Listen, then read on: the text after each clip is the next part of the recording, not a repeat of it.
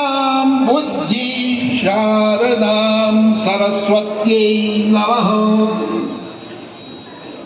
सभी धर्मादुरासी भक्तजन, माताएं, बहनें, प्यारे विद्यार्थियों, बड़े हर्ष का विषय है राम सेवक सभा के इस परिसर में हम लोग नूतन वर्ष जो हिंदू नववर्ष है, जिसके आज संवत्सर प्रतिपदा भी कहते हैं, और वासंतिक नवरात्र, वसंत ऋतु की जो नवरात्र हैं ये आज ही से प्रारंभ होती हैं, इसलिए इसको वासंतिक नवरात्रियां भी कहते हैं। वर्ष में 4 नवरात्रियां होती है महामाया जगदम्बा की। प्रारंभ में जनवरी के महीने में माघ मास में, जो माघ मास की शुक्ल पक्ष से आरंभ होती है और माघी पौर्णमासी तक, उसको हम गुप्त नवरात्रि कहते हैं। और आज से जो नवरात्रि हुई इसको वासंतिक नवरात्रि कहते हैं। और जो शारदीय आषाढ़ मास में नवरात्रियां आएंगी, वर्षा ऋतु में जब चातुर्मास प्रारंभ होता है तब उसको कहते हैं वर्षा ऋतु की नवरात्रियां। 4 महीने का चातुर्मास होता है जब भगवान शयन करने को चले जाते हैं। उसके पश्चात शारदीय नवरात्रियां जो शरद ऋतु में होती है। तो ये वासंतिक नवरात्रियों में आज का जो दिन है संवत्सर प्रतिपदा, इसको संवत्सर तो हमारा दिन है और प्रतिपदा आज पड़वा तिथि है, तो प्रतिपदा इसलिए कहते हैं संवत्सर प्रतिपदा। तो बड़े भाग मानव तन पावा, हमने अनेक जन्म संस्कृति के कर्मों से इस मनुष्य शरीर को प्राप्त किया है। इस मनुष्य शरीर को प्राप्त करने के पश्चात इस मृत्यु लोक में अगर हम भगवान की आराधना इतने भागदौड़ के पश्चात ही घड़ी आदि में पुलियाद और तुलसी संगत साधु की कटे कोटि अपराध, एक घड़ी भी भगवान का स्मरण कर लेंगे तो उसी से हमारे चित्त में बड़ी शांति मिलती है, बड़ा आनंद हमें प्राप्त होता है। मुझे आदेश हुआ है 9 संवत्सर आपको सुनाने का, तो मैं सबसे पहले पूरे परिसर में जितने भी हमारे धर्मानुरागी भक्तजन बैठे हैं उन सबको इस पिंगल नाम संवत्सर की हार्दिक बधाई देता हूं और मां जगदम्बा से प्रार्थना करता हूं कि वो सबको दीर्घायु रखे, आरोग्य रखे, चिरंजीवी रखे, सबकी मनोकामनाएं पूर्ण करे। अब जो पिंगल नाम का संवत्सर है, 2080 संवत के संवत्सर का करो बखान, किसे ग्रहों ने चुना वर्षपति और कौन आमात्य प्रधान। देखिए आज बुधवार है, तो बुधवार जो हो गया राजा हो गया, मैं हमेशा कहता हूं। और शुक्रवार 14 अप्रैल को शुक्रवार है, तो वो आमात्य प्रधान मंत्री होंगे। आज जो दिन पड़ेगा, चाहे इतवार हो, सोमवार हो, मंगलवार हो, बुधवार हो, कोई भी बार पड़े 7 बारों में, तो वो बार जो भी होगा आज का दिन वो राजा होगा। और जो विश्वत संक्रांति, जिसको हम बैसाख के महीने में जो संक्रांति आएगी, जिसको मेघ की संक्रांति कहते हैं, उसको कहेंगे हम मंत्री, वो प्रधान होगा मंत्री। अब बुधदेव इस बार वर्षपति और भृगु आमात्य प्रधान, शुक्रवार को भृगुवासर भी कहते हैं, तो शुक्रवार को भृगुवासर कहते हैं, तो ये क्या है, मंत्री हैं। दोनों के सहयोग से, राजा के भी और प्रधान जी के भी सहयोग से इस वर्ष अच्छे और बुरे काम दोनों होंगे। महिमा गायक कलाकार की, पर रोग रहे ठग पाखंडी का भी। बादल फटे नदी तूफान, नदी उफान, फल खाद्यान्न झेले नुकसान। आप देख ही रहे, संवत्सर के आने से पहले से बौर आया है, ओलावृष्टि से सारी गेहूं की फसलें नष्ट हो गई हैं। जितने पेड़ों में बौर आया था, खुमानी आलू उसमें पुलम में सब कर दिया, तो हंस नहस आलू बिल्कुल खत्म हो गया। तो ये फल अपने आप दिख रहे संवत्सर के। और पिंगल संवत्सर है आया, पिंगल नाम का इस वर्ष संवत्सर है। तो इस संवत्सर में जो दुधारू पशु हैं उनमें भी रोग आएगा, कह रहे उनके रोग आएगा। और गरुड़ सलद सब काम की छाया, पर नीति नियम बदलेंगे काया। कुछ हमारे जो नीति है, नियम है, वो काया को, हमारे शरीर को बदलेंगे। क्योंकि जब देखा होगा आपने, कल रात भी भूकंप के हल्के झटके आए। तो ये जो संवत्सर है, इसके परिणाम धीरे धीरे पहले से ही दिखने शुरू हो जाते हैं। तो इस प्रकार से शासकों में भी युद्ध होंगे, कह रहा है, और नियम बनेंगे पूरे सख्त, दैविक कष्ट रहेंगे शुद्ध, वैद्य व्यापारी रहेंगे क्रुद्ध, और शनि मकर कुंभ मीन राशि में निरंतर करेगा त्रास। मीन मेघ कन्या तुला में होगा राहु केतु का वास, किंतु न साहस त्यागिए न मन में विश्वास, पूजा जब हवनादि से शीघ्र फलेंगी आस। अब मैं आपको बताऊं, जो हमारे 7 नक्षत्र हैं, वो 7 नक्षत्र क्या हैं, जिसका आज का दिन मैंने आपको बता दिया, मेष सिंह धन राशि वालों को अपेट है, आज ही का दिन। इसी प्रकार से 14 तारीख का दिन मिथुन तुला कुंभ राशि वालों को अपेट है, विश्वक संक्रांति। और जिसका विशाखा नक्षत्र है, अनुराधा है, ज्येष्ठा है, मूल है, पूर्वाषाढ़ा है, उत्तराषाढ़ा है, ये 7 नक्षत्र जो है, इनके संक्रांति सर में गई है। अब संक्रांति सर में जाने से क्या होता है, मान सम्मान मिलता है और प्रतिष्ठा प्राप्त होती है। लेकिन नक्षत्र का ज्ञान जिनको है, विशाखा नक्षत्र, अनुराधा नक्षत्र, ज्येष्ठा नक्षत्र, मूल नक्षत्र, पूर्वाषाढ़ा नक्षत्र, उत्तराषाढ़ा नक्षत्र, इन नक्षत्रों में 7 नक्षत्रों में तुला राशि, वृश्चिक राशि और धनु राशि। अब हस्त है, चित्रा है, स्वाति है, 3 नक्षत्र। इनके जो संक्रांति है वो विद्या से इनको लाभ होगा। जो बच्चे इस राशि के हैं वो पढ़ाई में अच्छे काम करके अच्छा उनका रहेगा। उनकी संक्रांति मुख में गई है। कन्या और तुला राशि और तिथ्य नक्षत्र जिनका है, अश्लेषा नक्षत्र जिनका है, मघा नक्षत्र जिनका है, पूर्वा फाल्गुनी नक्षत्र जिनका है, उत्तरा फाल्गुनी नक्षत्र जिनका है और उत्तरा फाल्गुनी के 3 चरण जिनके हैं, ऐसे नक्षत्र वालों की संक्रांति हृदय में गई है। अब ये नक्षत्र कर्म में राशि क्या बनेगी, कर्क राशि जिनकी है, सिंह राशि जिनकी है और कन्या राशि जिनकी है, ऐसे महानुभावों को आर्थिक लाभ होगा।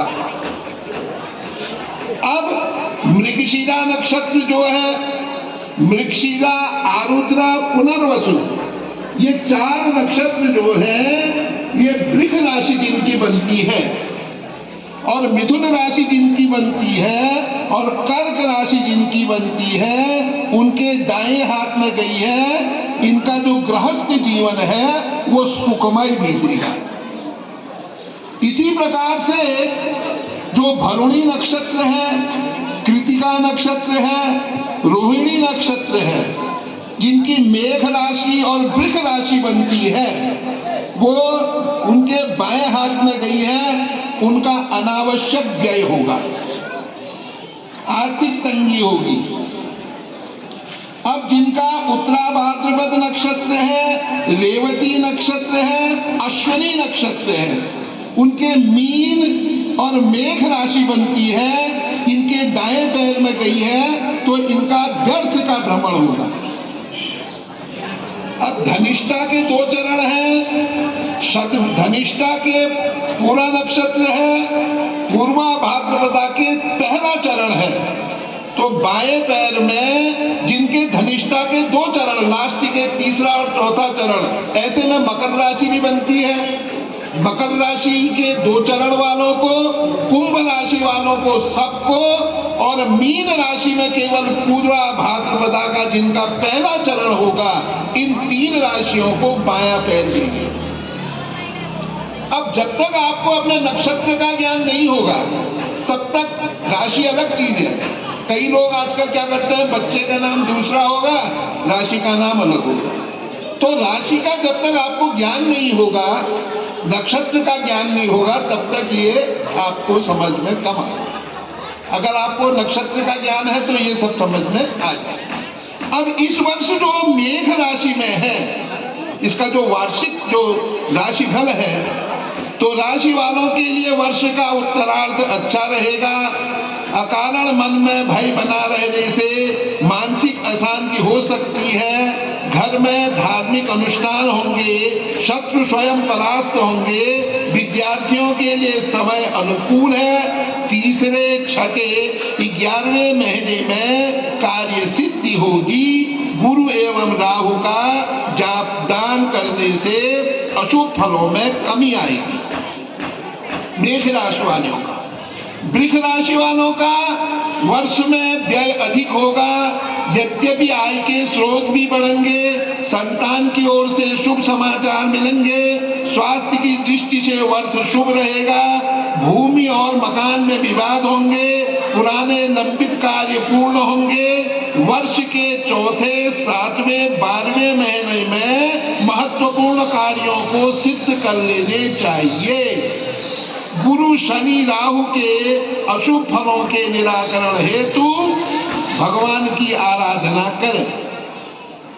मिथुन राशि वालों का वर्ष मिश्रित फलदायक रहेगा। चल अचल संपत्ति खरीदने का योग बनेगा, लेकिन वाणी और क्रोध पर नियंत्रण रखना आवश्यक है। साझेदारी में कार्य करना अच्छा रहेगा। दाम्पत्य जीवन अच्छा रहेगा। निरर्थक भ्रमण तथा व्यय प्राय होता रहेगा। वर्ष के 1, 5, 8वें महीने आपके लिए शुभ फलदायक है। अशुभ फल के परिहारार्थ शनि और केतु का जपदान करें। कर्क राशि वालों को शनि की ढैया का प्रभाव रहेगा। मानसिक एवं शारीरिक कष्ट होगा। संतान की चिंता बनी रहेगी। चल अचल संपत्ति में विवाद हो सकता है। नए कार्यों में व्यवधान उत्पन्न होंगे। 2, 6, 8वें महीने अपने कार्यों को सिद्ध करने का प्रयास करें और गुरु शनि राहु केतु का निराकरण करके भगवान संकट मोचन की आराधना करने से अशुभ फलों में कमी आएगी। सिंह राशि वालों का वर्ष मिश्रित फलदायक रहेगा। गुरु के राशि परिवर्तन के बाद से रुके हुए धन की प्राप्ति होगी। यश कीर्ति में वृद्धि होगी। सुख के संसाधनों में धन का व्यय होगा और दाम्पत्य जीवन में व्यवधान उत्पन्न होंगे। 3, 7, 10वें माह शुभ फलदायक होंगे। अशुभ फलों में न्यूनता के लिए शिव आराधना एवं राहु जपदान करना चाहिए। कन्या राशि वालों का वर्ष चुनौतीपूर्ण है। जहां एक और सुख संसाधनों में वृद्धि होगी, वहीं छोटी सी भूल से कोई बड़ा खतरा भी उत्पन्न हो सकता है। अतः सावधानी अपेक्षित है। मित्र वर्ग से बहुत संभल कर बात करें। विश्वासघात हो सकता है। 4, 8, 11वें महीने आपके लिए शुभ फलप्रद रहेंगे। अशुभ फल परिहारार्थ शनि राहु का दान और हनुमान जी की आराधना श्रेयस्कर होगा। तुला राशि वालों का वर्ष मिश्रित फलदायक है। सम्मान और यश कीर्ति बढ़ेगी। नई योजनाएं फलीभूत होंगी। दाम्पत्य जीवन में परेशानियां आएंगी। संतान की तरफ से शुभ समाचार बड़ी मुश्किल से मिलेंगे।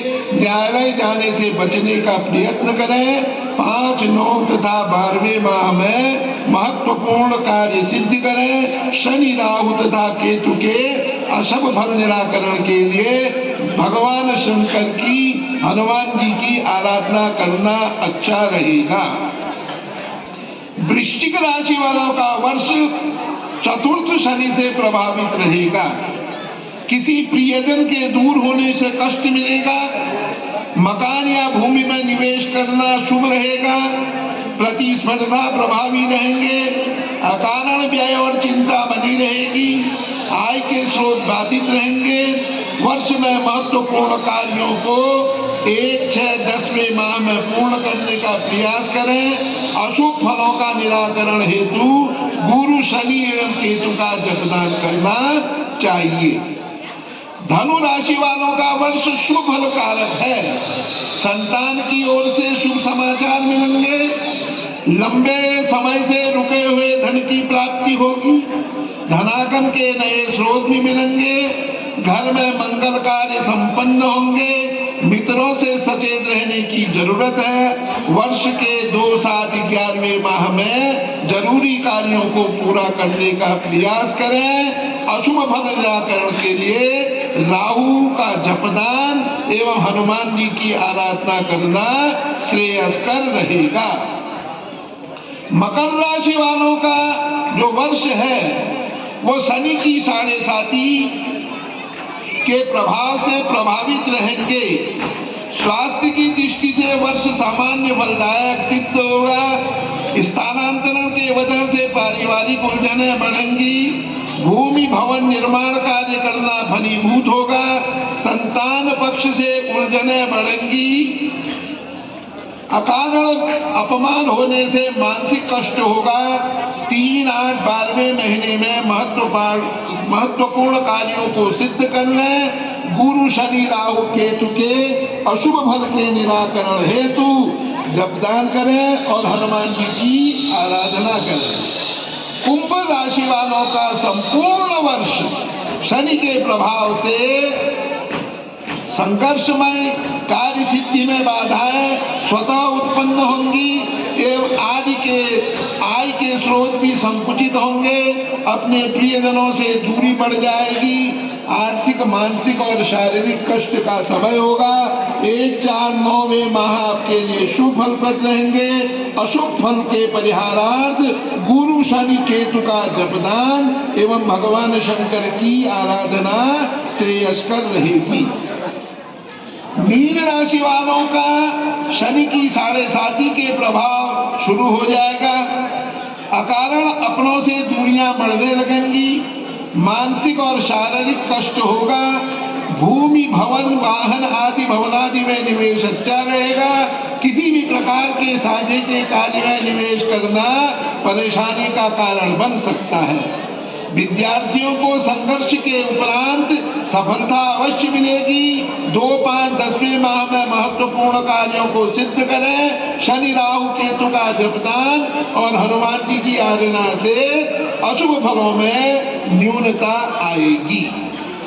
अब ये जो 12 राशियां हैं इनका मैंने आपको वार्षिक जो वो फल था वो आपको सुनाया और इन वार्षिक फलों के आधार पर जो 14 तारीख को विश्वक संक्रांति आएगी वो भी मैंने आपको बताया कि मिथुन, तुला, कुंभ राशि को अपेट है।